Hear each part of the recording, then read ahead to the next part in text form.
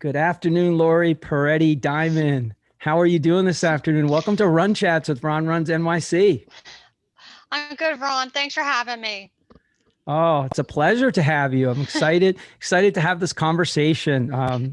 Devin and the awesome people that put on the JFK 50 were just, boasting about some of the amazing running results you had. I think you had just done a 31-mile training run for the day. And, they had to give you, some love for the day. I love them. Not only that you crushed a 31-mile training run, but, they gave your history in the race and all the amazing times you ran. That's a But great race. yeah, JFK 50. And for everybody who hopefully will be watching this on YouTube later, we got our JFK 50 shirts Yes, we on. do.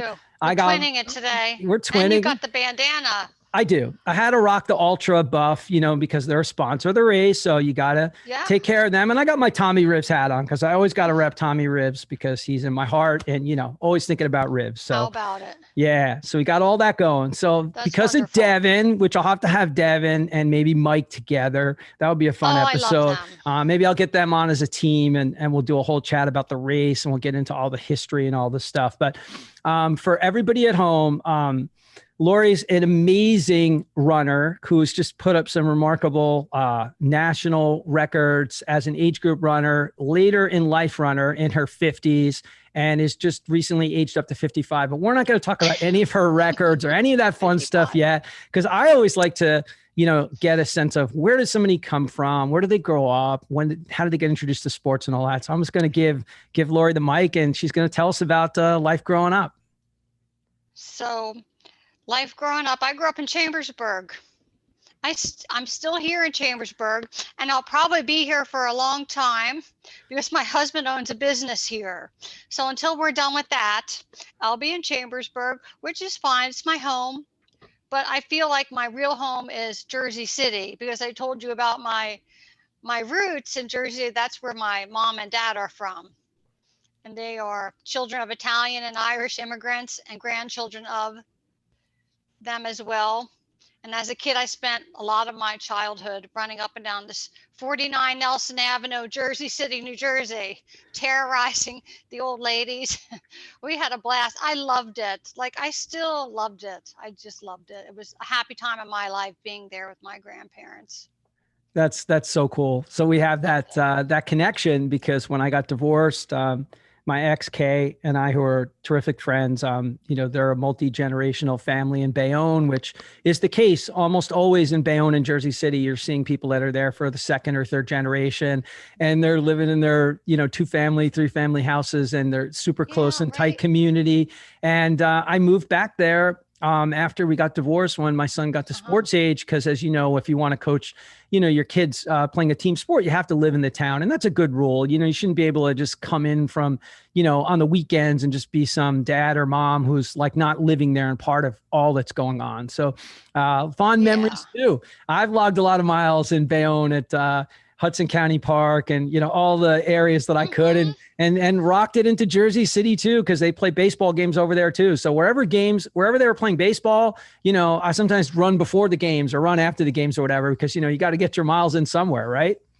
How about it? You do. I used to run up and down to Journal Square and back. Oh, nice. And now running on the water is just magnificent. I haven't been back in a while. Yeah, I would like to go back. I think you would enjoy running around the water, particularly, like Harborside, all those areas around there, where the Colgate sign is, all of that. It's all connected. It's all, just been beautifully redone. And yes, I've heard that. Yeah. When I had the chance to run the 60 miles for Tommy Rivers on my 60th birthday, I ran a ton of those miles there. I ran out to Liberty State Park, the furthest end of the park, which is super windy, and then looped back and then ran up towards the George Washington Bridge. And then the winds were like 30, 40 miles an hour that day. So instead of crossing the bridge and then going into the city, I actually ran back to Weehawken and then took the ferry and finished up in New York. But I really think you would enjoy it. So if you come back up to visit the old neighborhood, let me know. Drop me a line. We'll get some miles in. Yeah, that would be great. I would love to go back up someday. Yeah. Come visit. I'm sure, those Jersey City families will welcome you with open arms. I'll be like, come on back. Yeah.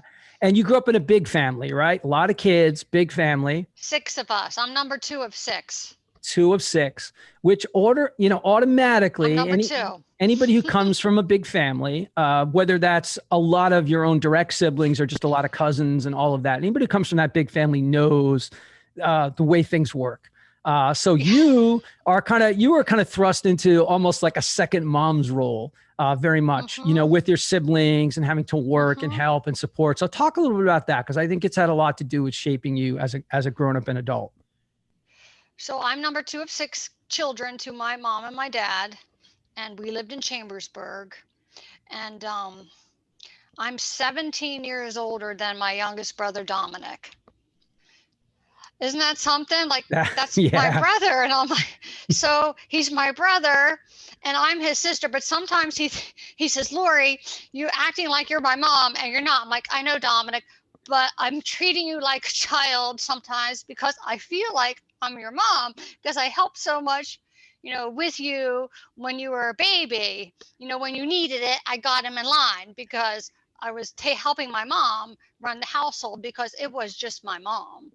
We had a dad and he wasn't there very often as when we were kids.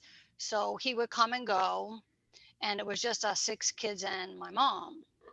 So I helped a lot at home, taking care of the kids, helped my mom. And, that's just how it was for me, like wasn't really like about me. It was about like what the family needed, what my brothers needed, what my sisters needed, what my mom needed. So I don't know that I had like, we had the typical childhood like my daughters have had. My childhood was more of like a little mom, if that makes sense. I guess I don't know if it does or it doesn't, but that's how I can explain it to you. And what else? Yeah, I mean, it makes sense to me, So, because it's just a different way of growing up, where you're yes. thrust into being more of an adult at an earlier age than most kids. And I just know, growing up to being raised by a mom, my dad was around too, but not often. Similarly, so it was really all my mom, and that was just, there were 3 of us, so it wasn't 6. And I just know that you are all forced to do different things. We all were. We started working, we were 8 years old and we were already working. So we already understood the Right? value of doing stuff. So we had paper routes, we shoveled snow, we cut lawns, Right? and we did all those things. And it wasn't just to give that money to my mom, it was just so we could all have some money for ourselves and understand working and good work ethic and all that. So it was important. And I have no doubt in your end, particularly with having a larger family, it really helped your mom. Yes, it really helped my mom. And I love my mother dearly. She's she's 4'11", little feisty Italian woman. And when she was coping with my dad, when I was a child, she would run up and down Falling Spring Road with her black hair pulled back in a ponytail and her peasant skirts and her flip-flops just to like clear her head. And I used to watch her run thinking, wow, I can't believe she's going for that 2-mile run. And she did. She came back and refreshed and ready to rock and roll. So I think seeing her like keep moving forward kind of helped me, gave me a little bit of strength to help her, with all of us kids at home because it was just us, you know. Yeah, I mean, that's a lot of stress to manage. It's a lot of voices. It's a lot of people pulling on you for attention. And I know myself as a middle child, Yeah. I always felt like, how do I get my mom's attention? Like, what do I do? Do I yell louder than everybody else? Do I jump up and down? What do I have to do in baseball? What do I have to do in school? So, like, I understand that whole dynamic of, Yeah, just it was great. wanting to get some attention, getting some focus, and to make sure your mom, your dad, somebody is actually paying attention to you, somebody's listening to you. So I think that's just an interesting dynamic, growing up like that. Yeah. Yeah, it was nice. Like I have happy memories of my childhood and helping my mom and watching her run, and her sister ran too. And I think, I saw them run, but I never ran um, as a child. We didn't do sports because we were poor. We couldn't afford, I said I wanted to be a ballerina or a gymnast, and there just wasn't the funds for that. There just wasn't. So like I watched, I told you I loved Mary Lou Retton and I loved Joan Benoit. And so I would, live vivaciously through them and help my mom. Yeah. Well, that's So, beautiful. It's I mean, I beautiful. wasn't an athlete as a child at all. We swam swimming lessons at the Y. It was free. We could do that. So my mom and I hated it. I hated swimming at the Y. The water was freezing cold. I was skinny. I'm not buoyant. She wanted us to swim, so we swam because that's what mom wanted, and I think it was probably free, and so I think it made her feel good that she could put us in that. So we went and we swam at the Y, and I hated it. And still as an adult, I do not like to be in the water. I hate to be wet. It's cold. I don't like it. And that was really the only sport I had as a child until high school. And I didn't really ever see myself as being an athlete at all. Like I never even thought about it, not even remotely. I just swam because my mother wanted me to. That's I have such an interesting relatable thing, growing up as a Hated it. kid. We always followed my older brother because he was good at everything. And when a smaller family, you follow your older brother, your younger brother, whatever, or sister, somebody's doing something. And it wasn't a Y, it was like an outdoor pool by our house. It was also Okay. free. And he became really good. Like he would go to these, he wasn't like on a swimming team or anything, but he would swim like the backstroke and be in a couple of meets. And my mom would be like, you two go get in the water. And I was just like you're describing. My lips were blue. I was literally, Yes, my bones were making noises out loud. I'm like, no, I'm not going in this water. You can't make me. And my last guest is like a total badass Ironman triathlete. And she messaged me after the pod, thanking me for having her on the show and how much fun we have. And she goes, now get in the water. She sends me, and she wrote that at the end of the comments, now get in the water. And I'm like, you can't make me go in or something like that. It's just like, no, it's like childhood trauma of being frozen. Yes, it's childhood trauma. Yes, I do not run in the water when I'm injured either. No, thank you. So we're not going to be able to recruit you into a life of triathlon. It's not happening, No, Laurie. It's not it's not happening. happening. All right, it's okay. I'm sorry. I apologize. That's okay. I mean, kudos to everyone who does it. I can't do it. Yeah. I think we have to know our limitations. And if we try something and it's just not for us, I'm cool with that. It's just, you can't just let fear overrule things. Like, I'm not saying everybody should go jump out of an airplane or whatever, but if you try a sport and you're like, you know what, this isn't for me, cool. But you got to give it at least a try and, maybe a couple of tries. And I'm not giving up with swimming yet because I still have a dream of doing an Ironman one day. And I've done half Ironmans in my 30s. And then I had a really bad bike crash, Laurie. So that it just can really mess with you psychologically to crash that hard and be that broken up. And although I've come back to riding now 30 years later, I still have some moments. They're like almost like PTSD moments. Like all of a sudden you start gripping the handlebars tight, but I can make it through the riding portion and obviously the running, but the swim, I'm going to have a lot of work. But one thing I always ask people about, and in your case, is because we had chatted a little and I sent you some prep questions and whatnot before the show. People have had an impact in someone's life. A lot of times it's a teacher, it could be a coach, it could be a parent. But in your case, I think that the influence that this person had on you is so profound and so strong. So I want you to tell everybody about it's Mr. Cook. So tell everybody tell her, let's learn about Mr. Cook together because, yeah, man, I just enjoy. Tim Cook saved me. Let me tell you, he was awesome. He was the coach at Chambersburg Area Senior High School, where I found myself in 9th grade after 8 years of Catholic school and the nuns and the rosary beads and all of that. And then popped me into there you go. Yes, they hit us with those, if you didn't follow what Sister Phyllis said. So off to the high school, and then I was rough for me because I didn't know anyone. I was at the Catholic school and we were poor. So I didn't have like the Calvin Kleins and, whatever we wore back then, the Jordache jeans. I just had a couple pair of Wranglers, my blue tracks from Kmart. Remember those rubbery blue with the strap? I had those and a couple t-shirts, and that was about it. And I went there, and it was rough. Like I was awkward, shy, and probably not really prepared for all of that. and my brother ran on the track team, and I never thought to run.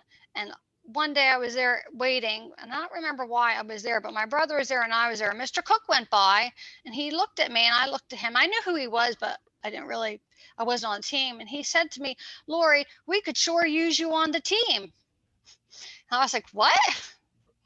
And he said again, "We could sure use you on the team." My brother Chris started laughing, and I was like, "Oh no, no, no! I'm not an athlete. I'm done with swimming. Like, I'm done now. Like, I'm free. So no, you can't use me on the team." He said, "Yes, I'd like to see you at track tomorrow." And I was like, "Holy crap. I never ran a step in my life. Never even thought about running." And it was like, "Oh no." And I was like panicking because I was a kid, and I was like, "I don't want to be on the track team. Like, I don't run. I don't know anybody." And not only that, track had already started. It was about 2 weeks into the season. So we go home, and Chris told my mother, "Mom, Mr. Cook said he could sure use Laurie on the team." And Mom's like, "Oh, good, she can go." And I was like, "I don't want to go."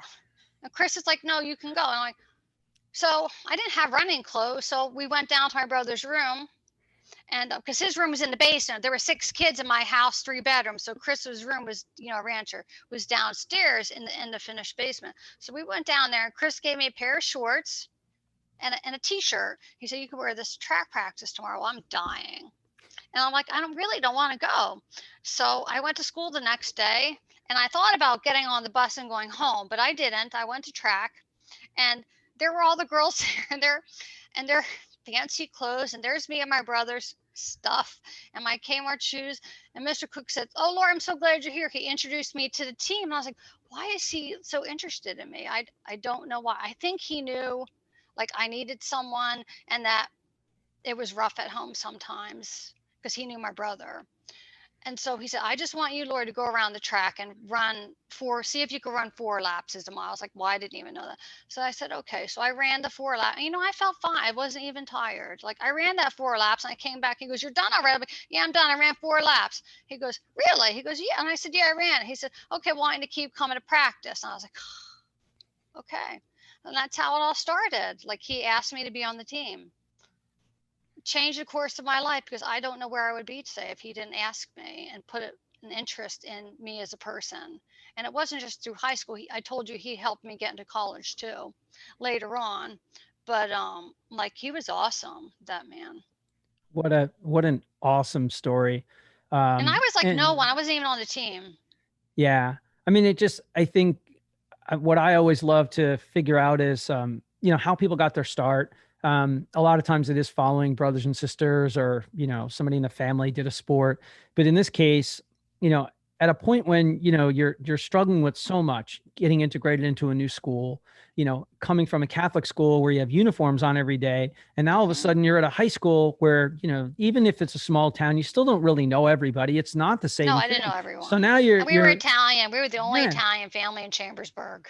Yeah. So now you're trying to integrate with more or less strangers, right? You don't feel comfortable in your clothes. You don't feel comfortable in how you're dressed. You just don't feel comfortable, period. No, I didn't have the look. Yeah. So you're struggling just like any other kid. I don't know any kid on earth who went through high school and didn't have some self-esteem issues. We all do. It was horrible. Like, it is. They're rough. They're rough times in our life, and they callous us, but sometimes they make us become really strong, when we grow up and we become an adult. And it may take us a long time to get to that. It took me a long time. See, but a very long time. Yeah. But see, the thing is, Mr. Cook, like, at a moment when no one could know, when we go back in time and look over your story, it's it fits perfectly now, but you could never know then that here's this person who came into your life when you needed that. So you needed to be around other people. Most importantly, you needed to have somebody beside your mom and your siblings who believed in Laurie and said, "Laurie's cool. We need Laurie. She could really help us." Yeah. And, that's a great shot in the arm for self-esteem. So for all the great coaches in the world, like Mr. Cook, and all the great teachers out there that teach subjects in school who believe in us, and maybe they think you're a good writer or you're a good artist or whatever it is, God bless you, because he changed the course of your life. So he certainly did. Got you onto the running team. You didn't even feel like you belonged. And all of a sudden you find out then you can run. You find out I could run. It's like, I well, I can, did 4 laps. That was nothing. It's like, okay, well, there must be something to this running thing. I don't know. I didn't know anything. yeah, No, I yeah. didn't. I didn't even know 4 laps was a mile. He said 4 laps. So like, okay, I'll do 4 laps. And you're borrowing clothes from your brother My and you're running brother, in like my makeshift cheap Kmart Kmart shoes. sneakers. I Can love you it. imagine? I was so embarrassed. I was Yeah. so embarrassed by myself. I really was. I Yeah. was But so embarrassed. I was like, I cannot believe I'm doing this. Lori, that makes the That's story all I had, it though. makes the We were story way more poor. powerful because All we had. that's what you had. Okay. That's you being bare at that moment in time. That's what you had. That's what you brought to the table. It's not about the That's it. sneakers. It's not about the clothes. It's not about anything. It's about a teacher No. believing that he saw something in you and that you could do something special, believe it Yeah. or not. And you had no idea that you had I had any no idea. ability or that you could be good at this at all. And he just sensed that you needed somebody in your corner. And, he reached out and he brought you into the fold and things kind of took off Mm-hmm. from there. Things So, took off from there. so talk a little bit more about high school running before you like go off to your college years. So that 4 miles on, and we had 3 groups in track: the long group, the medium group, and the short group. So I put myself in the short group because I was just glad to be there and do something. And then Mr. Cook said, well, why don't you try the medium group? Well, I don't know if I want to do the medium group. I just did 4 laps. Let's not push it too much. And so I agreed to do the medium group. And then we had our first race. It was at, I think, Central Dauphin East up in Harrisburg, 1981. The big 80s, Gen X, a cinder track in the pouring down rain. And I'm wearing my brother's clothes, my Kmart shoes, and I'm running the mile. And I was petrified, like, to run this race. And that's before tech fabrics, everything's Yeah. soaked. And I got last. I ran out hard and I died and I came in dead last. And I was like so dejected. I was like, can't believe I did that. I got last. Like, I gotta tell my mother. And my brother's like, it's okay, Laurie, you did fine. You just went out a little too hard. You're fine. And I was like, oh no, I'm never doing this again. It's like, I can't believe I felt humiliated. Like I came in last. Like I was, you're a kid in 9th grade. You don't want to be last. So on the way back home to the high school, Mr. Cook was awesome. He would start at the front of the bus, sit with each athlete, and talk to them about their race, the good, the bad, the ugly, and what he saw for them for the next meet. With every kid, every race, he did that. And I can't thank him enough. So when he got to me, I was nervous, like, he was going to tell me now I went out too fast. He sat me, he says, Laurie, he goes, you had a really good race. He goes, but, and I'm like, but, and I'm soaking wet. He said, but I really think you're a distance runner. And I looked at him like, yeah, but I just ran the mile. That's far enough. He's like, no, we're going to put you in the 3,200 next time. And I said to him, well, how far is that? Because I didn't know anything. He said, that's 2 miles. You'll be fine. Like, and I was dying. He's like, no, I said, Mr. Cook, I just came in dead last of the mile. I said, everyone was waiting for me to finish. Now you want me to run the 2 mile. He goes, trust me, it'll be fine. You're going to do 2 mile. I want you to go out a little slower. And he said, and we're going to put you up in the long group to train for practice. Like, the long group? I'm like, you're killing me, Mr. Cook. I came in last. I don't have good clothes. You're making me run the 2 mile and jumping up to the long group. And my brother is cracking up about all this. My brother, Chris, he's about a year and a half older than me. I'm like, okay. So I go home, told my mom, run the 2 mile next week, Mom. Because she couldn't come to the track meets because she had all the babies at home, you know? So, I went with my brother. So then I ran the next race was the 3,200. And I don't remember what school that one was. That was so long ago, but it was an away meet. And I lined up behind the girls. I did not have a uniform because I was a walk-on. All the uniforms were taken. So if I wanted a uniform, I would have to earn it, meaning that I would have to beat someone ahead of me who had a uniform. That's how it was back then. So we ran on the cinder track, and the gun went off. It was 8 laps, and I felt pretty comfortable. Wasn't quite as snappy as a mile. I just stayed right behind that lead pack and let the girls lead me. and I felt fine. I wasn't tired. I remember feeling, well, I'm just running along like a workout. We got to that last lap, and Mr. Cook is literally screaming at me, go around, go around. I'm like, no, no, no. He's like, go around. And I'm like, no, I'm not, I want to beat these girls. I don't have any friends. And now you want me to beat all these kids. And I'm not gonna like it. And my brothers yelled at me, go around, go around. And my brother Chris ran over to the other side, and Mr. Cook ran over to the other side and telling me to go around. So I finally found my courage. And I didn't want to. I didn't want to beat them. I knew I could. Like, I knew I could easily beat them, but I was afraid to. I don't know why. I was just afraid. Well, I went around and I won the whole darn race. I couldn't believe it. And I got my uniform, and I was like, I got a uniform. I'm like a person now. So I got a uniform off of some kid. I don't know who she was. And I still feel bad that I took someone's uniform because there weren't enough. But then I got a uniform, and then it was just history. I just excelled at running far. So that is an absolutely amazing story on every possible level. And it just gives me chills hearing it. I wasn't there, but I feel like I was there. I feel like I could have been out there with your brother and Mr. Cook yelling for you to go buy those chicks. Go buy those girls. Like, go kick their ass, man. Take them down. But, you know, I get it. I get it. Because high school is a weird place, man. It's such a weird place. And friendships and fake friendships and frenemies and enemies. And, you know, God, it's so hard to navigate. And it's far harder to navigate when you're coming in, you know, 1 year at the end of the line. So you weren't there for 4 years. You weren't there to, you know, kind of grow up with this whole group together. And I also have a similar experience too with high school. So I moved, you know, in ninth grade. So, but I had ninth, you know, I had a couple of years to kind of assimilate, but they'd all been together for forever, you know, for everything. And you're it's the odd, different. Yeah, you're the odd person out. So, Yeah.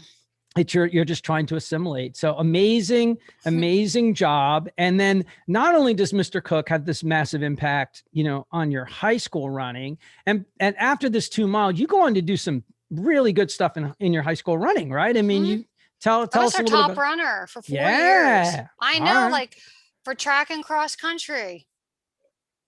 And So Mr. Cook just was awesome, an awesome coach. And after every meet, he sat with every kid on the way back on the bus and talked to that student athlete about their race and how they did and how they felt they did and what they thought they could do better. And then he would talk to them about what he saw in them and what they could do better on the next race. He put a lot of time in those kids. He did that for many years. Mr. Cook, sadly, and his wife passed away in 2012. They were both killed by a drunk driver here, and it broke my heart. I was pregnant with Isabella, my youngest, and I had just talked to them about 2 weeks before they passed. And I was pregnant with her. And he said to me, Laurie, if you have 2 more girls, you can field your own cross country team because you only need top 5. He said, you would probably have 5 fast girls. And we laughed so hard about that. I said, I don't know, Mr. Cook, I think this is the last one. Yeah. They were awesome people. Just awesome. I loved him. I mean, what an impact and what a best practice for anybody who ever listens to our show and is part of the RunChats family, listening to shows. For any of the coaches out there, what a great best practice to implement, because I'm a big believer that feedback, it's not just what you say, it's almost as important as when you say it. And many times to sit down with an athlete like Laurie or me or the next person, if you wait too long, then you're not in that moment anymore. You don't have that feeling of when it just happened. And sometimes it can be too raw. So if something really, really profoundly bad happened, maybe, or even amazingly great, maybe it is a little better to wait a little bit. But the fact that he moved up and down that bus and talked to each and every athlete, you know, on those road trips home, it's just wonderful because each kid got to feel the same level of attention and special. It wasn't like it was just Laurie or it was just your brother, Chris. It was everyone. And they all, every single one. Yeah. They got to have that one-on-one time with coach. And, you know, he went through the ups and downs and good for him. And what a sad, thing for them. What a loss to the community. Yeah. Right. What a loss. Do you do any kind of race to honor him or anything, or? We have here in Chambersburg that we have a track invitational. We just had it a few weeks ago, the Tim Cook Invitational here at the Chambersburg High School. And that funds a scholarship, and it goes to a top athlete going to college, the Tim Cook Scholarship Fund. And we've done that every year since he's passed away. And our cross country course is the Tim Cook Memorial Cross Country course, right down the road here, 2 miles.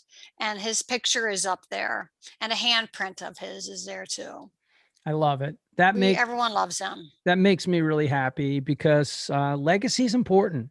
And what we do in our early life, sure, it's important and it matters. But as we get older, and hopefully a lot of my podcasts, I'm trying to focus on not only people's amazing things that they've done as a runner, an athlete, a triathlete, an ultra marathoner, but what are they doing in the community too? Because to me, that's super important. And if COVID and this pandemic year plus have taught us anything, is that we got to come together, man. We're divided on so many levels as a country with politics and all these other things. And there's always something you can do for another human being. There's always something you can do. And, Yes. Before we get into, all of your cool community service, because I kind of want to save that towards the end, I want to keep Mr. Cook alive for just a little bit more since he's not with us anymore. When it came to college, he wasn't done. He wasn't done. He helped you. He helped you again. He helped me again because I told you we were poor. My mom was alone, and my father was in and out until I was 16. And when he left our family permanently, but until that point, my father was an alcoholic, sadly, his entire life. And so the times that he was home, he was drunk most of the times. And so that was rough being a kid and getting up and going to school the next day. A lot of nights I took care of my parents, took care of my mom, took care of things at home, got everything situated, and then had to get up the next day and go to school. Not really ready because I was exhausted. Like I was running well. I mean, probably running was the only positive thing I had because home was difficult when you're just getting by. And I think Mr. Cook knew that I had it rough at home. And I think that's probably why he asked me to be on the team, just to keep me, connected to something a little longer, than just the school day. So I think he knew how rough we had it at home. So when it came time for me to graduate high school and go to college, I did not have the grades. I'm embarrassed to say that. Like, not a lot of people really know that about me, but I struggled in high school because I just didn't really have time to focus on my homework because I was always helping the siblings, um, which I don't regret doing. I would help my mother anytime she needed it. I'm there, take care of my brothers, get, help get them to bed, clean the house, take care of my mom, and then, if my father was intoxicated at night, that made for a pretty chaotic night. And then to get up the next day tired and go to school and do algebra, which, I was tired. And so I didn't have the grades to go to college. And so I didn't know what I was going to do. And Mr. Cook, again, helped me. And back then, we didn't have the internet, 1984, I graduated high school. So he took me to Shippensburg University, where I went to school eventually, and helped me get me enrolled in what was called back then the Act 101 program, which was for kids like myself who, and I think they called it educationally and socially economically deprived kids. Well, that was me.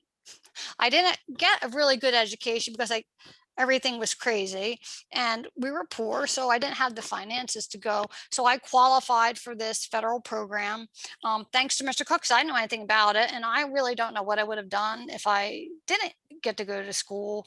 I don't know. I didn't really think about it, I guess, right until now. But anyway, I didn't know what I was going to do. So Mr. Cook got me in college, and I went to Shippensburg in the Act 101 program.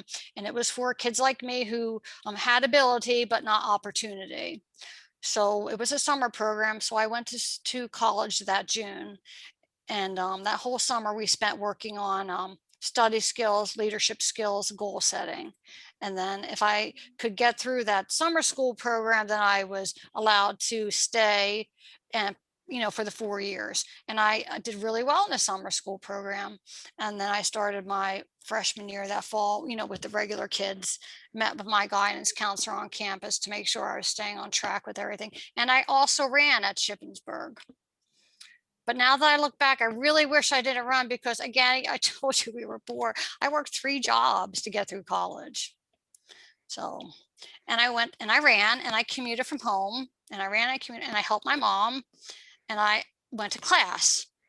And again, I'm continuing to spread myself very thin and did not do well in college. And I did not do well in running. I worked at the counseling center Monday through Friday, 11 to 1. I went to class 8 to 10:30. Then I went to track practice or cross country in the afternoon. Then I left there. I went to Hardee's. I worked at Hardee's drive-through, like 5 to whenever. 11, whenever I got that place cleaned up, went home, went back to bed. And then on the weekends, I worked at the Texas Hot Wiener downtown Chambersburg. Waitress, I made good money there waitressing. So that's how I paid for school. I had to buy books, I had to buy a car to commute, tuition, gas for the car insurance, because my mom didn't have that. And I couldn't ask her. I knew she didn't have it. So the only way for me to get that college degree was to work for it. And my father, I told you, did not graduate high school. He went in the Navy. The old family story is my father stole a car in Jersey City, and to avoid going to jail, he joined the Navy. Whether that's true or not, I don't know. That's the story around the block in the Paretti household. So, he didn't graduate high school, and my mother did, but no one went to college. So I felt like a lot of pressure to get that degree. My brother went in the Marines, by the way, so he was situated. So it was either somehow muddle my way through those 4 years or join the military, because I didn't really know what else I was able to do. So I struggled for 4 years at Shippensburg, working, running, going to class, and barely passing. Okay. I'm kind of embarrassed to say that, but it was hard. I gave one paycheck to my mom. She got one. Then I kept one paycheck for my bills. And then my smallest paycheck, that was my spending money. So I only spent like the smallest what I had. And I did that for 4 years. I got to my junior year. My junior year was rough. I was just like at the end of my rope, like physically and emotionally. And I just couldn't do it anymore. I could not. I was like, couldn't do it. I was like, I am failing out of college. I am always leaving practice early. I am late for work. I don't know what I am doing here. Like, just lost. And I had a conversation with my mother, and she said, "You know what, Laurie?" And I said, "What?" Because I didn't want to let my mom down. I didn't want her to know like how hard I was working to keep everything together and how much my struggle was, because it really was rough. And she said, "Laurie," she goes, "you need to pull yourself up by your own bootstraps, because if you don't, nobody else will." And I thought about that, and I was like, I think she's right. If I give up now, then I won't. I'm this close. Like, if I can just like dig my heels in a little further and keep this pace up a little longer, maybe I could make it. So I thought about, well, how am I going to have to finish school? That I had to finish college. I had to do that. And I had to work to finish school. But I realized I did not have to run. And I liked to run, but I was on the team. I was varsity, but I wasn't high school. I was like a little fish in a big pond in college. So I quit running, and it was hard. I felt really bad about that. But it was the only way I could get through college. I could not keep up that pace anymore. So I walked off the team. It's like, I can't do it. What do you mean? It's like, I can't. I need to get through these 4 years. So I gave up the track and the cross country team. I kept on working, and I did graduate. Took me an extra semester. Ron, it was 4.5 years for Laurie Paretti, but she got through it. And I graduated with a psychology degree. I was like, I did it. And my mom was thrilled. She threw this big party at home. All my Italian aunts came. We had a rum cake, and it was great. My mother was so proud. And I graduated. That's beautiful. It was hard. Let me I tell you, it was rough. I got to tell you, I just I'm didn't know where I was exhausted. coming or going, honestly. I'm exhausted listening to how much that was my schedule. You were balancing. I was balancing. I can't believe how many things that you had on your plate. And my father was gone by then. So it was just my mom at home. So I had to take care of her. Yeah, that's just, I mean, there's a point, we all have a limit. And I was at my limit. Like, yeah, I like walked to the edge and looked over. It's like, I got to take a step back, Laurie Paretti. you were And I on did. I quit the team. you were on the cliff, and you got on the cliff. you got the tough love from your mom, because that's the way it was back That's what she then. told me. You know that, and it's also the truth, man. I say it's one of my favorite sayings of all times. Like, nobody's coming to get you, man. No Every one's time coming to get me. when And I'm out, nobody cared. It was just me. Like, no Nope. one, like, you Yeah. don't go to school, you don't go. Nobody cares. Whatever. Right? Yeah. The truth is, it's just like with running, like people that put so much pressure on themselves to do these different things in running. I'm like, look, no one cares. You care. You care. Right. It's your goal. It's your mission. Okay. And your goal, if the only reason you're running is to qualify to go run the Boston Marathon, that's not your reason for running. That's not why you run. That shouldn't be why you love running. If you have a passion for a sport or for something in the community, it has to be deeper than just the badge, the ribbon, the chance to get here. It's got to be something more meaningful. So in this case, as much as you loved running, you knew you had to graduate, and you prioritized. So you learned an important life skill, because you wanted to be the first in your family to graduate, and you did it, and you got through it, and it was exhausting as hell. It was exhausting. But you did it. I got the degree. It wasn't a 4.0 GPA either, but it counted. Hey, on RunChats, like, people don't know that about me, and now they're gonna know. I don't know what they thought of me before, but now they're like, Laurie. I was like, yeah, it was rough back then. It was, I don't know that everyone knew that about me. My early life was hard. I guarantee you that people are going to be like, oh my God, how in God's name did she handle all that stuff and still help out your mom and help out the family and all the other took stuff. care of my brother Dominic, kept him straight and narrow. That kid, he didn't get away with anything. He had he had my mother and he had me. Yeah.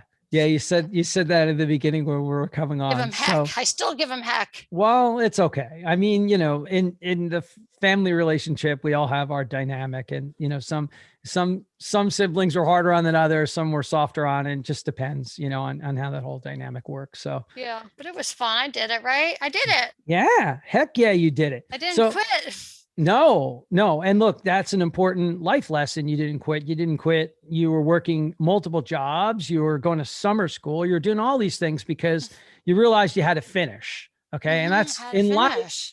Like, it wasn't an option to not finish. Not finishing was not an option. Not a DNF situation. Wasn't a DNF.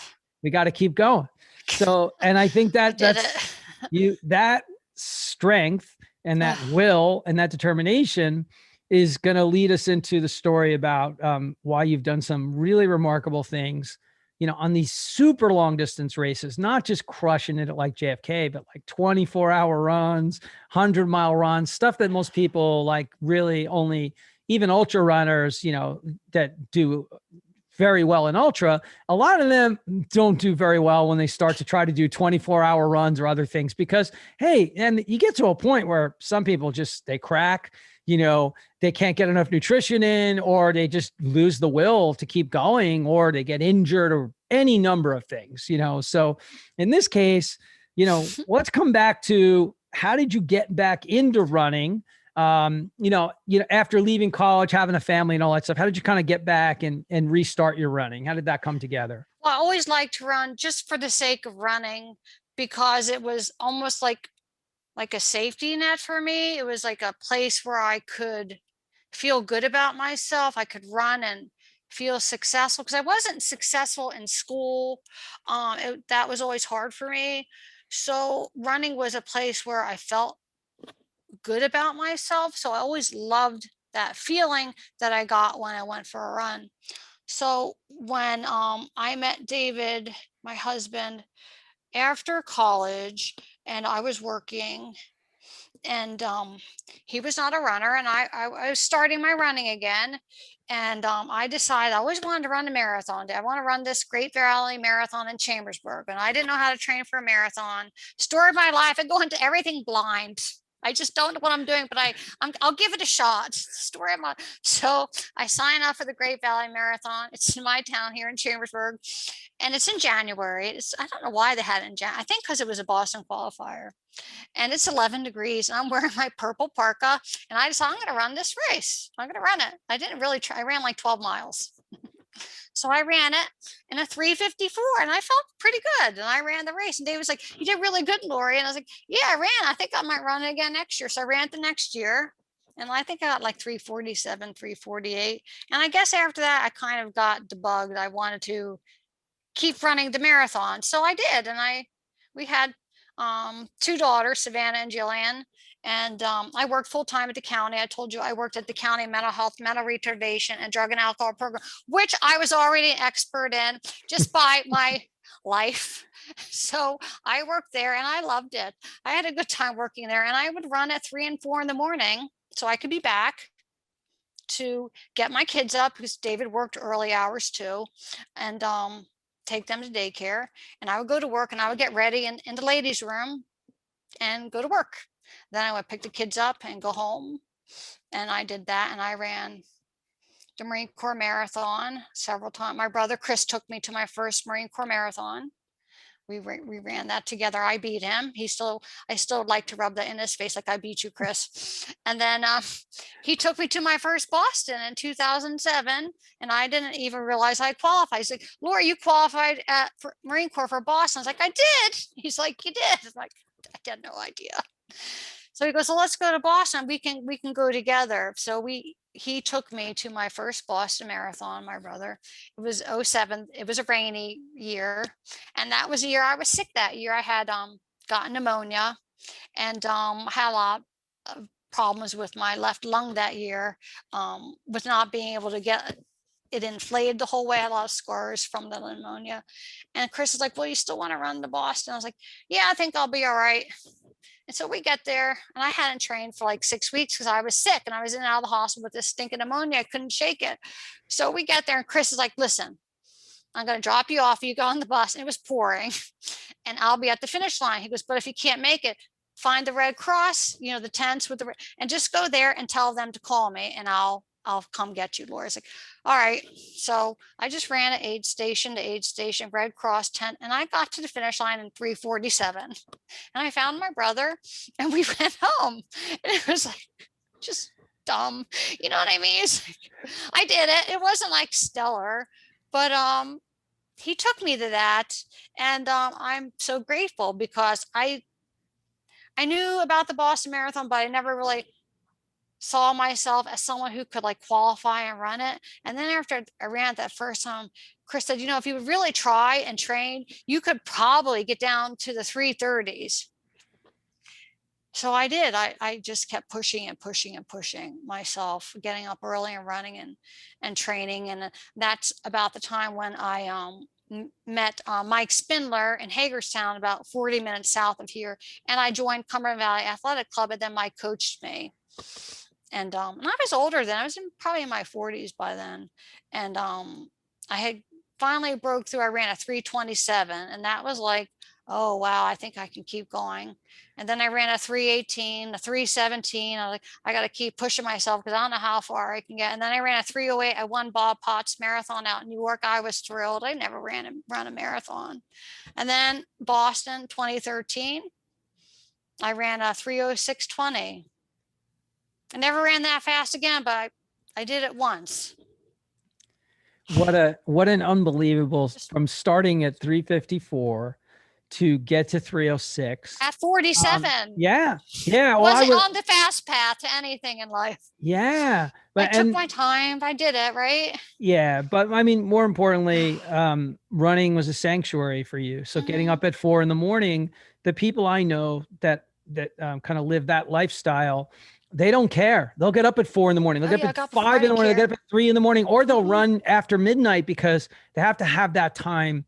It's sacred time to themselves to, just kind of reset, and just it helps them manage all the rest of their life. So for you to come back to running and, in these smaller steps, kind of baby steps, and Yes, lots of baby steps. qualify for Boston, not even know it, it's just wonderful. And then, you just keep taking time off, taking time off, taking time off. You run through pneumonia, you win a race in New York, you win a marathon, and then you run 306 in Boston. So, I mean, that's a huge, huge progression, 354 to 306, starting in your mid 40s, and then you're continuing to get faster. But that's not where the story ends, because you do a lot more amazing things after that. Oh, and we should say, because not everyone is going to know, Mike is the race director of the JFK 50. Yep, JFK. So, there you go. And we're sporting our JFK 50 we are, gear and swag. I love my shirt. Yeah. And Mike is 11 times. And Mike is a terrific coach, right? I mean, Mike's worked with you. Love Mike. Right? Yeah. He used to yell at me, "Don't show up my track tired, Laurie Dymond," because he knew I would run. I was running like 20 miles a day to run that 306. Like, I didn't take it lightly. And I would run 20 miles on Monday, 20 miles on Tuesday, go to track practice Wednesday morning. How many miles have you run so far this week? Don't lie to me, Laurie. I'll know. You were running 20 miles every day. Yes. And I said 40. He goes, "I don't want to see you dragging your ass around this track, because if you do, I'm sending you home." And I'm like, "Okay, you won't see me drag my ass around the track, because I'm going to do it, Mike Spinner. You wait and see." I just loved him. Like, he kind of pushed me, but like in a loving way, because he knew I think I could do it, but I think he also knew like I was pushing myself really hard to do it. Because I wasn't really fast. I could run, I could push myself, but I wouldn't say I was really talented. Like, I felt like if I could just build up my endurance base more, then I could hold on to that faster per mile pace longer, and I would die later. That was my thinking and training myself, until I got to see Mike Spindler. He says, no. We're going to work on your speed. We're going to periodize your training, and you'll get there. And I did. But that was my mindset, that I had to run a whole lot in order to not fall apart. And I could run that 7-minute pace, the whole way through. So you were doing huge volume outside of your work with Mike. So were you running 140 miles a week? Were you running that many miles a week? Or yes, that's huge volume. Now, hopefully you're not going to tell me that you were running those miles fast. I hope you were running them at a. No, I had a push down run on weekends and easy. Yeah, no. Good. So you were developing your aerobic strength. You were making yourself an aerobic monster, because it all lends into where you become amazing at, which is running, at 100-mile distance, 24 hours, stuff like that. So you were doing it maybe totally unwillingly. You were building yourself and setting yourself up for success at these super long distance races that most people just can't tolerate, or they can't hold up. So running that kind of mileage, that base, made you incredibly strong. The one day of sharpening and being on the track with them, he developed your speed. So that hit a different level of your training system. So it really got you ramped up to go into other areas. So let's talk first, your best JFK 50, because a lot of people who listen to our show have run the JFK 50, and I've had at least 3 guests on so far that have run it. Love that race. Yeah, and I'm gonna have more, because I'm a big fan of that race particularly. But 7:27 at JFK, third female overall at 49. At 49, that's killing it, girl. So embarrassed. I was like, "Oh my God, I can't believe I'm doing this." So talk to me about that race. Did you? That was my 10th JFK. That was my 9th or 10th finish. And I wanted to get under 8 hours for a very long time. And I danced around it for 8:01, 8:06, 8:13. I couldn't get under. And the one year I ran the 8:01 was the year I fell and broke my finger on the switchbacks right over. I went over. Like, I tripped and I went flying down. Yeah. And I was afraid. And I thought, well, if you just let your body be limp, it won't hurt as much. And I crashed into a tree, and I put my hand out and put my head down, and I broke my finger. And I think I was knocked out also. But I was laying there and I was trying to figure out what happened to me. And then I remember feeling this warm hand around my feet. And there were people trying to pull me back up to the path. And I was like, oh my God, I'm running the race. What happened? The man said, are you okay? And I looked at him like, I think I'm okay. I said, but you have to help me get back up there because I had to finish this race. He goes, you can't finish this race. You took a bad fall. I'm like, no, you don't understand. I have to finish this race. He looks at me, are you okay? I'm like, I'm fine. My finger is like this. He goes, look at your hand. I'm like, it's fine. I don't need my hand to run. I'll be fine. I promise you I'll be fine. And that was a cold year when we were running in tights. So I get down to the bottom of the switchback and lady goes, are you the woman who fell over the side? I looked at her, I'm covered in debris. And I said, no, she's still on her way down. She'll be right down. And the man looked at me who was helping me. And I took off. It's like, you are not, this is my race, lady. Yeah. Just hand out the stuff. Yep. I'm going. So I got my drink. I left. He started laughing. He goes, Laura, are you sure you're okay? And I said, I'm fine. But do you have some ibuprofen? He goes, he gave me 4 ibuprofen. I took them all. And it's like, and at the finish, I had to get my rings cut off because my wedding rings were, my hand was so swollen around my rings. Wow. And it was just like, I finished it. Like I did not, I was like, this, no, I just felt I have 2 good legs. So I one-handed it through the aid stations, you know, for my aid, because I didn't have a crew. It was just get a drink. You know, I put some chips in my mouth, chugged some whatever soda, Gatorade, and kept on going. That the AT. I did it. The AT. Like, I'm not stopping. The AT Broken is finger. It's cruel. I mean, It's cruel. The AT is cruel, and it's going to extract pain and suffering. That was horrible. I'm still slightly traumatized. I can't understand how you couldn't be possibly still traumatized. I mean, I went down. I was bleeding all over the place. My knee, my ankle, my shin was gushing blood. And the funny story is when you come out, because this year was COVID. So a lot of people normally change their shoes when you come out of there, right at that spot. A lot of people. Yeah, at the bottom. Yes. Run at the casino, but yeah, Weaverton. So that the parking lot. Yeah, that didn't happen this year, obviously. So they didn't have any of that going on because they didn't want people, you know, kind of mingling and being close together. Yeah. And every aid station I came through, people saw it because the blood was all like, let us clean that up here. I'm like, oh, don't fucking touch anything. Leave me alone. I'm good. Because back up. In my mind, I was like, if they start messing around with something, you know, maybe a bone's gonna pop out or something. I wasn't even looking at it. I was just like you, although my fingers weren't dangling and all like broken. I didn't want to risk it. And then when the race was over and I got on the bus, and then I looked, I was like, what the heck? I was like, man, it was like all over the place. And I was like, yeah, these are going to be some good race photos. And yeah, you know, right. It was fun. Yeah. We did it, right? We did it. Heck yeah. Although yours is way worse, man. You got knocked out. And, I was horrible. You know, but that's not the 727 year. No, 727 was 2015 and I was 49. It was right 2 weeks before I turned 50, actually, because my birthday is right after JFK. So I trained specifically I did a lot of trail running because of the fall. I needed to be able to get over through the Appalachian Trail faster than I normally did. And then I did a lot of the long road runs and I did a lot of running on the road for 2 hours, running on the trail for an hour, and then running on the road for another 2 hours, like to transition from road, kind of like you would do in the triathlete. Mm-hmm. So I practiced a lot of that year. And then I think that served me well. And also actually training on the trails.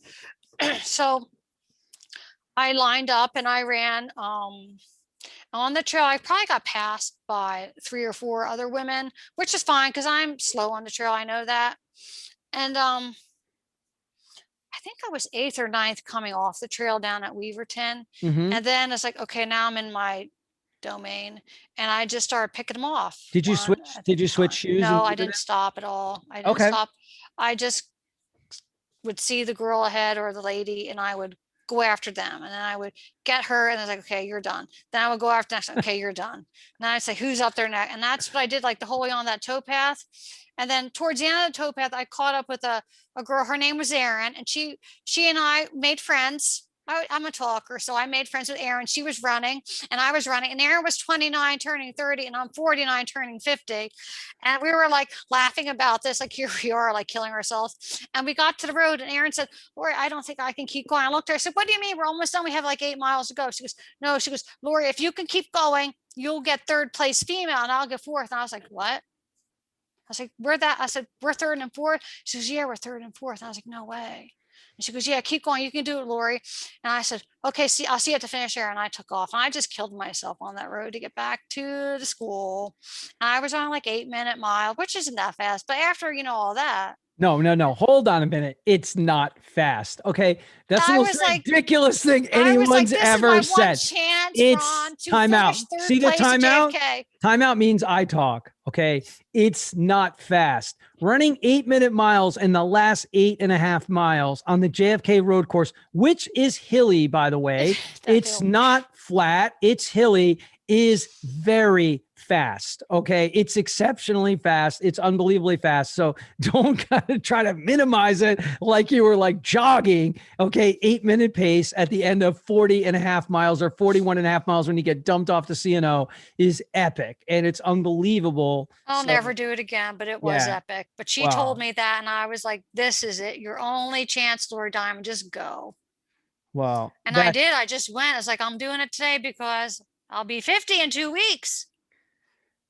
Now, when you were coming in, because you're known, this is your area, this is your run for, CV, Cumberland Valley Athletic. You're part of the local landscape there, where like people screaming and going bananas. Were they like yelling for you as you kept getting closer in? Because as you get closer, my kids were there. They knew I wanted to be under 8, and they were like, "She's gonna do it. You're finally gonna do it, Mom." I'm like, "I'm gonna do it," and I did it. It was just incredible. Well, you didn't just go under. And I was also embarrassed too. Like it was hard. Like everyone's like, I was a little embarrassed. Like, oh my God, I did it. Okay, let's go home now. Yeah. It was like, you can't go home now because you got a trophy. Yeah, that's right. You got to go up there and that's podium. Stand on that podium. It's top 3. It's podium. And going under 8 is like 7:59, 7:58. You ran 7:27. I know. I don't know how I did that. That's crazy. How did I do that? Like, I still don't know. People asked me that day, how did you do that? I'm like, I don't know. I was just running hard. Like, I had 50 miles to get in. I definitely don't know. I don't know how you did it. But it is totally amazing. But I want to talk before, because we absolutely have to cover some of your other age group records and some of your other stuff. So when did you say, hey, I'm going to try 100 milers, 24 hours? Like, when did that come to be? How did it come to be? Talk a little bit about that. So probably around the year 2016, my friend Rick Myers had owned a running store here in Chambersburg. The Soul, Runner Soul was the name of the store. And he wanted to have a 24-hour run out at our local park, Norlow Park. And he said, Lori, why don't you come out and do the 24-hour run? I was like, what is a 24-hour run? I'm so uninformed. He said, you run for 24 hours and whoever runs the farthest wins. I was like, really? People do that? He's like, yeah, it's fun. I'm like, really? It's fun. I'm like, okay, I'll do it. So I signed up and I went. It was right 2 miles from my house is Norlow Park. It was a 1.5 mile loop, and I didn't train for it. I just went, and my husband crewed me. And I think I ran like 113 miles that day. And I won. I was like, crap. It's this race. And Rick is like, Lori, he goes, to qualify for the national team back then, it was only 120 miles. He goes, if you ran 7 miles more, you could qualify for the national team. Like, there's a national team. He's like, yeah. Like, okay, I need 7 more miles. So I hired a coach to train for the 24-hour run. And I trained for an entire year. And I went to Cleveland to North Coast in 2015. And I ran 135.5 miles at North Coast. And I was second female that day. And I qualified for the team. Then I drove home. beyond words. Forget about the drive. Forget about the driving home. That's just completely nuts. But 135 miles, 113 miles in your first one. Like, for people that don't even think about doing something like this, just to even It go had its moments. for 24 hours. If you walked for 24 hours, you're a god or goddess to me. I don't care if you didn't run one step and you just moved for 24 hours, but these are just prolific distances, like beyond belief. And I know that those are some of your age group records, right? That you've got the American age group records. I have my American age, that was when I think I was 49 when I ran the 135 and a half. So when I turned 50, I went to Philadelphia to dusk to dawn 24-hour run, and I ran 133.22 miles there as a 50-year-old, and that's the record. That's not my personal record, but that's the American record For age 50. for age 50. Yes. Remarkable, completely remarkable. And then you also set your other two records are the 200K and the 50K, right? Yes, the 200K I got the same day as a 24-hour run in Philadelphia. And then the 50K, I got that in just recently, 2019. I went to Desert Solstice in Arizona to get the 50K record, and I got it there. And then I turned 55, and that's caught up to me right now. Now I'm 55. See, I've always taken lots of small steps my whole life. Nothing ever happened fast. It took me forever. Yeah, but where I am. You're young and you're doing amazing stuff. And, I think because you had your high school years of running, you had a couple years of college running, and then you had a pretty good gap in there. And then you kind of came back to it. It probably extended your longevity because you've run crazy mileage, as you got stronger, running 140 miles. I don't know if you were doing that every single week or that was just once in a while as you were building up and getting stronger, when Mike was first coaching with the group. But I mean, that's just prolific stuff. Just absolutely amazing. Like, what do you think about while you're running for 24 hours? I mean, what the hell what are you thinking about? I think about, because I'm there, I think about like, what are the kids doing right now? Did David take Isabel to ice skating lessons? Did somebody let the dog out? Did somebody get the mail? Like, because that's like, I'm still used to like taking care of everything. So I'll think about like everything, like what would normally be happening at home. Like most people, I should probably like focusing on splits or other things, but like there's a lot of time to think and your mind sometimes wanders. So sometimes it wanders back to what my family would be doing. And then I come back to like pushing myself or, changing my shoes or what do I have to do to get, back in the game mentally? Because that's a long time. That's a lot of thinking, a long time. It's a whole freaking day. It's a whole day. And then I think my husband's sleeping now, that bum. He's snoring. He has the whole bed to himself. And I'm out here killing myself. Still doing your thing. Going around the track. Yeah. What do you do for fuel for 24 hours? Like, what do? You're having solid food, gels, drinks? Like, is it a combination of like all the above? I try to mix it up because if I do too many gels, then I get sick. Okay. The vomiting, so I try to do gels for part of it. And then I switch to solid food. Okay. And then I just stick with solid food the rest of the way. What do you like for solid food? Just like the basics: macaroni and cheese, potatoes, okay, chips, pretzels. So simple stuff. Yeah, nothing fancy. Ever. Just simple stuff. Or soda if I need the caffeine or the sugar. Got to have some Coke in there. Yeah, and then sometimes I just want cold water. Like I just have a glass of nothing in it, like no sugar, just like ice cold water, like. Because I'll say to my crew, I just want a cup of clean, cold water if nobody minds. Do you take a nap at any point? Do you just feel like at some point you got to like lay down for a few minutes? Never. No, not once. Even. No nap. So you're moving. You might not be running. The only time you're stopping maybe is like a shoe change or a sock change or something like that. Yes, a sock change, a shoe change. Yeah, go to the bathroom. Yep.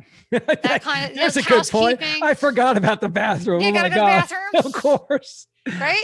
Oh my God. You got to God bless Porta Johns or like God bless wipes. Porta Johns, right? I've been in lots of Porta Johns. Yeah, or wet wipes. I'll tell you though, I don't even know how. Like I've never gone 60s the furthest I personally run, and I just know like even in the JFK 50, like when I had to go to the bathroom in the Porta John just right off the CNO there, and I don't know what it is, but it might just be something with my legs, specifically my leg muscles. But if I sit on a toilet bowl, it could just even be for like 3 minutes. You can't get up. It's like, no, well, I can get up, but all of a sudden my calves start cramping or Yes. other things, and they're not cramping when I'm running. I'm like, what's happening to me? Right?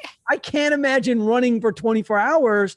Like, that's why you don't stop. Don't stop, right? Keep moving. You got to keep moving, because then once you stop and get, then it's just like, It's all over. it's all over. Yeah, you're done for. You're done. And what about running in like the middle of the night when it's like pitch black? Do you just have like headlamps, like hand lights? Like what are you using?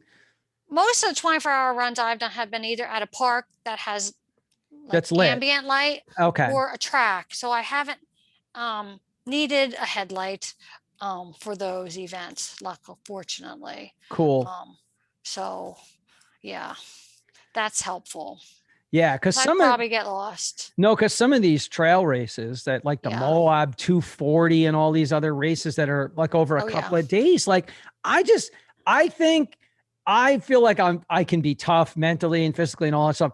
I just don't know. I'm not used to running out in the desert on some trail in the middle of the night in the pitch black. Like, that's not my thing. I don't think I could handle it. I'm being honest. I think I would crack. And I guess it's one of those things you'd have to like get yourself used to it. You'd have to, and if I stayed close to somebody, even if, like you said, when you saw other runners at JFK and you were like, I'm going to catch her and she's in your vision, like that helps you. But like out on a trail race where you might not have line of sight to anybody. Nobody, because it's just you. Yeah. And you're out there. I know. Yeah. I don't know if that's me. It's not me. I was a DNF at Eastern States 100. Yeah. I got to 60 some miles and that was it. Like, just said, I'm done. It's over. Well, I got timed out. I didn't make the cutoff. Oh, okay. And because I was in the dark and I broke my headlight, and then I'm like, no, I'm out here. I was in last place.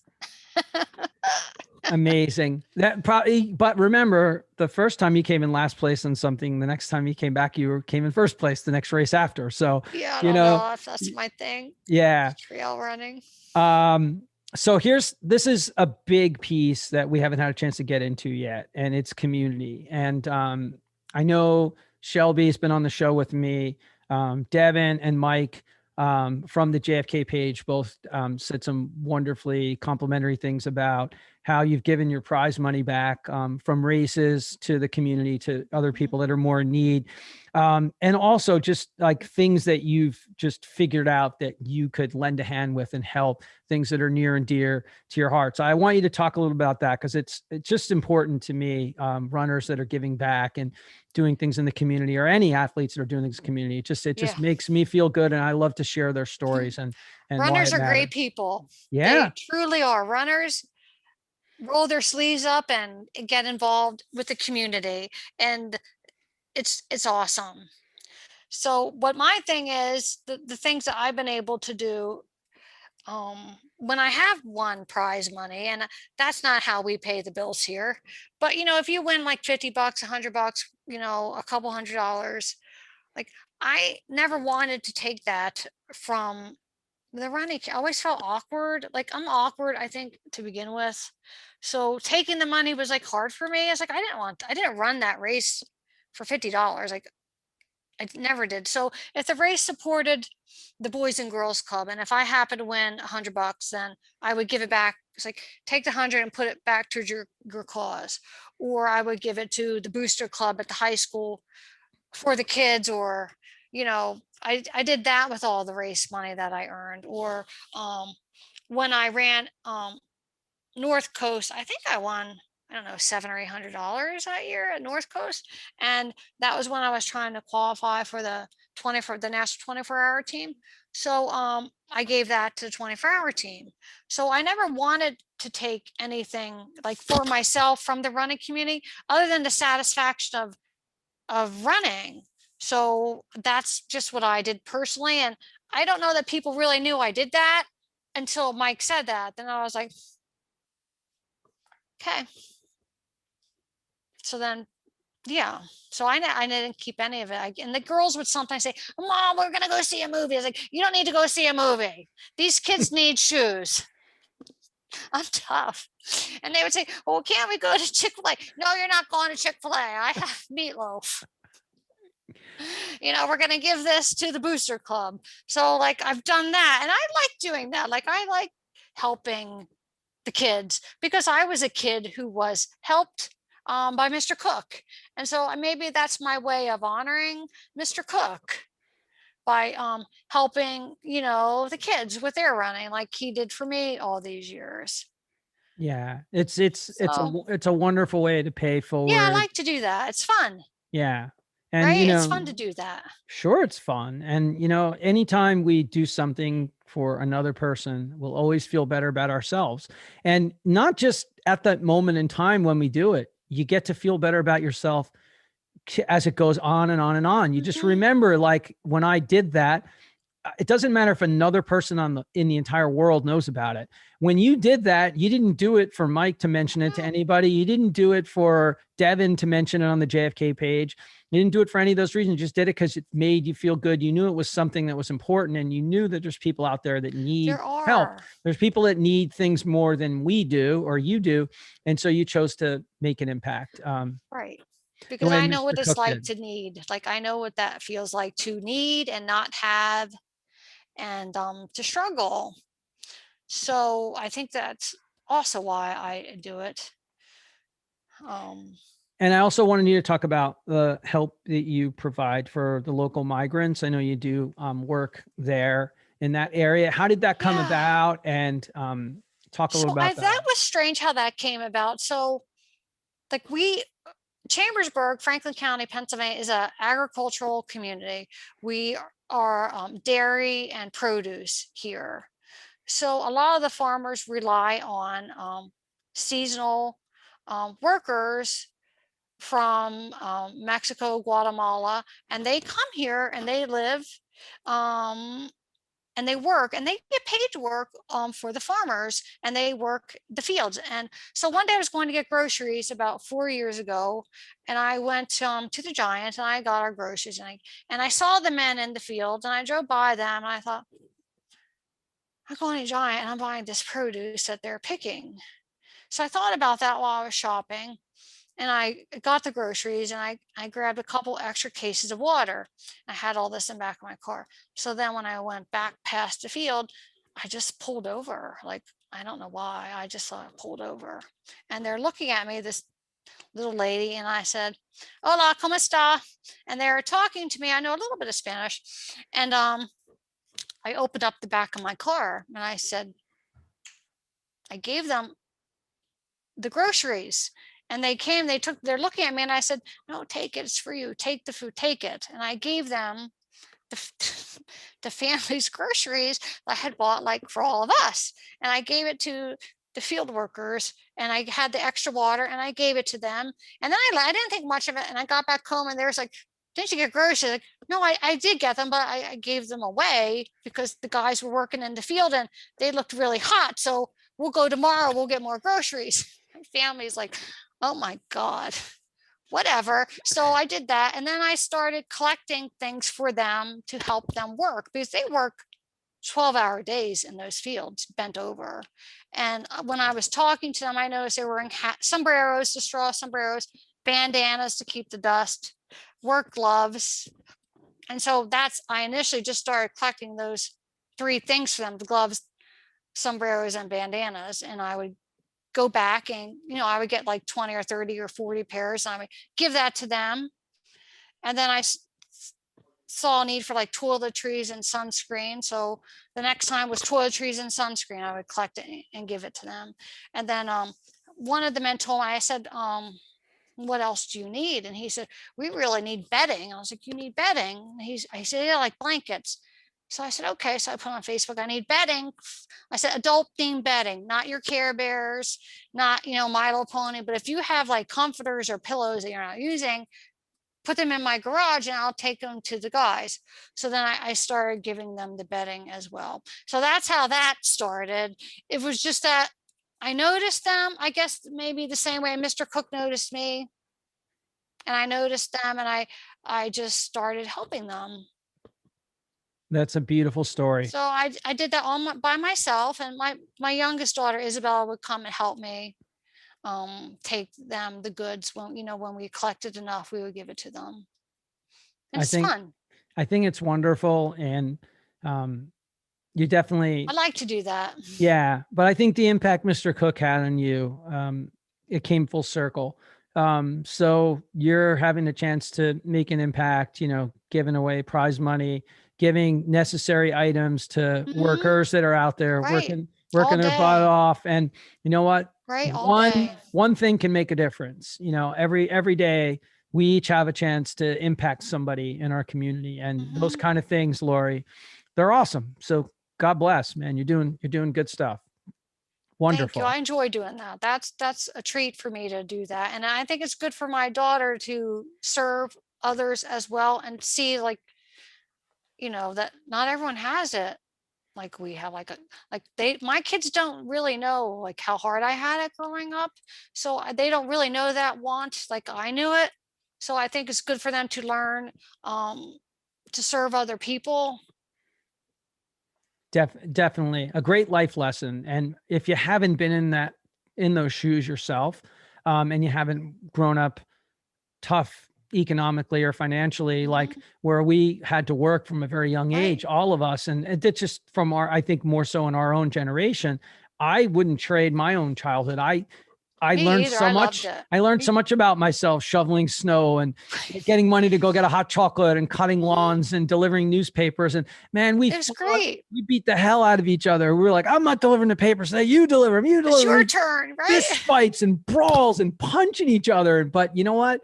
We're as close as any brothers can be. But at the end of the week, we had money. And it wasn't a lot of money, but it was our money. And you earned it. You learn the value of that money. And it's funny when you actually have your own money, the thought of maybe giving it to somebody else who doesn't have it, it's a weird cyclical kind of thing. And if you've always had something and you've always been provided for and you've never been in a tougher or a more desperate situation, it is very hard to understand. So I think you feel that and you sense that. And I know that I can feel it and sense it too, because we grew up where it was very tight and it was hand to mouth. And to this day, I still have no idea how my mom managed it and made it all work, but she did. I don't either. And, it's just wonderful. It is wonderful. Good lessons. It's the best thing, right? Yeah, it is the best. And good lessons you're passing along to your daughters and everything else. And, look, it's, people in your own community notice it too. And, that's not why you do it. And I can also tell you, that's not why Mr. Cook did it. That's not why anyone does it. People do things like that because they're good on the inside and they're not doing it to get points. They're not doing it to get likes on a Facebook page. They're doing it for the right reasons. And that is why we should always do anything. It should be grounded in, the simplest explanation of all, that you just want to help someone else. And if that's what you're doing and you are, then, more good will come from that. Cause I can guarantee that those people out there, those people that are working in those fields, those migrant workers,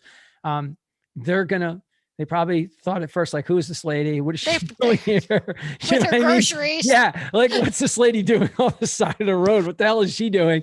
And now it's like, hey, it's the lady. She's coming over. Yes, now they like it. Yes. Hey, Laurie, ¿cómo está? Yeah. Yes, they like me now. Yeah, but you can be assured that they're going to share that story. I hope so, right? Their own share kids. With somebody else too. They're going to share it, and they're going to think about maybe giving something to someone else that has it even worse off than they do. So that's what it's all about. The cycle of goodness, of karma. That's why it's important. So thank you for doing those things, and thank you for paying it forward for the wonderful lessons that you learn from like Mr. Cook and him seeing you and making you feel valued and helping you feel that you were important. And running has just happened. Running just happened, but running made you the person that you are. Running is a huge part, and it made you who you are, a better mom, a better person in the community, a person who's thinking of others. And you figured out how, if you had to run at 4 o'clock in the morning, you do it, That's what I did. Yes. Hey, run a 24-hour race. I'll do it. I'll run a 24-hour race. Like most people will be like, what? 24-hour race? Okay, I'll do it. I'll run 113 miles in my first time. I'll do it. No problem. You So, could do it. It's fun. You should try one sometime. well, right now I am still recovering. I'm just about done. I got a stress fracture from running my 60-mile run on my 60th birthday.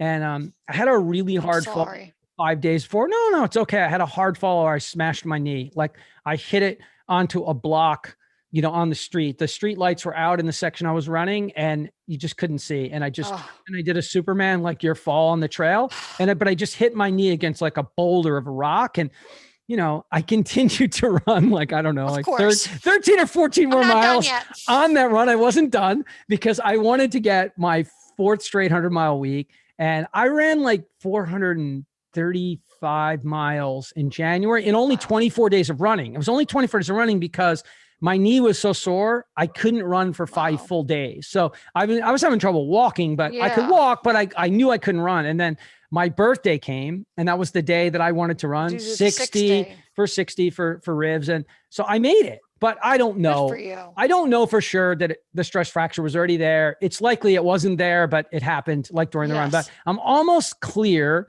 And I could tell you right now, I have other things in mind to raise money for Tommy and his family. And I know that you have to do stuff. You got to do something big to get people to notice and say, okay, I want to help this guy's family. If this guy's going to do this, I'm going to help. So I can tell you right now, if I am, when I'm well enough, and it's got to be healed up, obviously, and it's got to be fully healed up. I'm riding a bike for weeks now, outdoors and indoors behind me.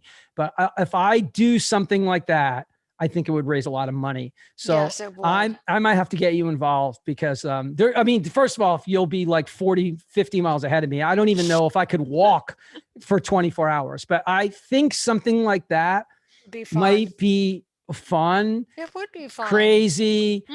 Just my kind of thing, but you need things that'll get attention when you want to raise money. You just do. It can't be, okay, you're going to go run a marathon. No one cares about that. No one cares about that. Anybody, everybody runs a marathon. So it's like, okay, wait, you're going to run 24 hours? Yeah, I could. So who knows?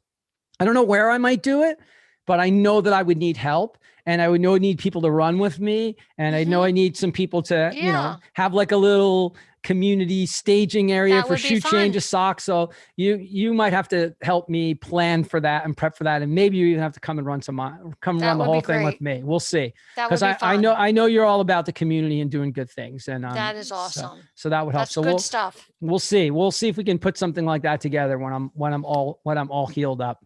So before I let you go, I thank you so much for sharing so many amazing stories. I mean, you have an amazing life story, running story, all of that. All your stuff you're doing in the community is so cool. But is there anything big that we didn't get to that you're thinking about for 2021 or even just moving forward, something we just didn't get a chance to touch on before we roll out? No, I'm just going to keep on rolling here. I'm 55, so who knows, right? I just want to keep on running and as long as I can. Well, hell, as long as you can. Why not? You're running faster now than when you were in your 40s. So of course you're going to keep going. Absolutely. Why not? Right. Absolutely. Well, we'll link up in the show notes, the episode notes, the Instagram post, the Facebook post. We'll link up your Instagram page, your Facebook info, so people can follow you and just see what you're up to with your running and things you're doing in the community. Cause it's super important. It's fun. And, we'll put this podcast up on the JFK 50 page. So all the people who run JFK will hear it and listen to it because we got to get them all involved because, I love them. They're awesome. Yeah, absolutely. Well, it's been such a blast, Laurie. Thanks so much for hanging out with me this afternoon and spending time with me. So we always close every episode by just saying, keep lacing them up, keep getting out the door. Peace out, everybody. Always remember to stay in the fight. Okay, so we're off recording on there. So I just leave Zoom on for a couple more seconds, but you were great. You were awesome. You did so good. That was fun. You had fun? You enjoyed it? I did have fun. Yeah. Good. That's the most important thing to me. Because people are always like, they don't know what it's going to be like. They're, a little apprehensive, whatever. I think it was great, man. It was good, right? It was good. It's fantastic. And I have to tell you that what you wrote, you have some really great and just it's creative license. So I believe as a podcast producer, maker, creator, content creator, I can do it. You have some just amazing things that you wrote to me. I'm going to put them in the post. It doesn't matter you didn't say them on the show, because trust me, I know what I'm doing. If people read that, they're going to be like, wow, this is really interesting or whatever. So, but a clip from the show will be something you said that I think was powerful, something that will draw attention. And those are short. They're like 30 seconds, 35 seconds. So some of these things that you wrote to me, they're 4 or 5, 6 sentences. They'd be too long to be in a clip anyway. So I'll work something in there. Maybe I'll usually do that with every episode. I'll usually put in quotes something someone said. So even though you didn't actually say it in the episode, I'm going to do it, because trust me, you have some really good things in here. And I think you'll be really happy with how it comes out. I hope so, because it really matters to me. And my podcast producer was so good. I don't think it'll be a big deal, because it didn't even seem like it cut off in the middle of a thought. But if it did, he'll either just erase what I was saying before it dropped off. And then when we came back on, he'll piece it together. But he's so good at that. So that's fine. Yeah. That awesome. Fun. Good stuff. My crazy life, right? It's a beautiful life, man. We got to do a screen selfie. Hang on for a second. Okay. How do we do a screen selfie? Well, I have to hit the buttons. So hold on a second. So I just have to hold on. Can I get these buttons at the same time? Yeah, I can do it. Okay. So hold on. Let me move my microphone a little bit. Here we go. Yeah. You don't have to do it. Well, yeah, you can do it, peace sign. You can. Wait, it's not working. Hold on a second. Maybe I got to do it this way. Let's try one more time. I don't think it's working. Here. It's not working. Hold on a second. That's okay. One last try. No. We got to get one. Oh, and then also I figured out a way to just on the video, even though the video may not end up on YouTube, the video will still be fine for me to do a screenshot. So I'll That's true. Right? You can do one. Let me try. Let me just see if it works now. No, that didn't work either. I'm doing the wrong keys. Hold on a second. It's these keys. Here we go. This will work. Okay, we're ready. Yeah, that worked. That was a good one. Okay. All right. So let me hit end, and we can both go on our way and do our thing. So did you hear my dog, by the way, in the background? Mm-mm. She was having a dream, like out loud, like yelping and making noises. I don't think it was loud enough to hear, but it was hilarious, man. I didn't hear. See, I'm in my daughter's room because my dog barks too, and Savannah's in New York now, so she's not here.